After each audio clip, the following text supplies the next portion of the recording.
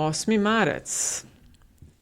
Po 2 letih po zbiranju podpisov v Sloveniji, po zbiranju podpisov na ravni celotne EU in potem, ko so preskočili kar nekaj ovir ali pa kljukic na poti do glasovanja v Evropskem parlamentu, so prižgali zeleno luč pobudi, da bi bil, oziroma za pobudi za dostopnost splava v celotni EU, ki zares pomeni, da v državah, kjer to danes ni mogoče, kot recimo oziroma na Malti, bi pač bilo financirano iz sredstev EU, da ženske, ki želijo opraviti splav, to naredijo v kateri drugi EU članici.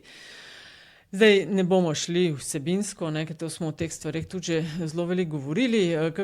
Med drugim tudi v vsaj eni, če ne 2 epizodah Evropski četrti, tako da če koga to zanima, že lahko tja. Kakšne misli ob tem? Jaz sem na poti na to skrivno lokacijo poslušal o tem na radiju, tudi izjavo Nike Kovač, še kar euforično, da gre za zgodovinski premik v Evropi iz Slovenije, nekaj zelo, zelo globokega, je rekla.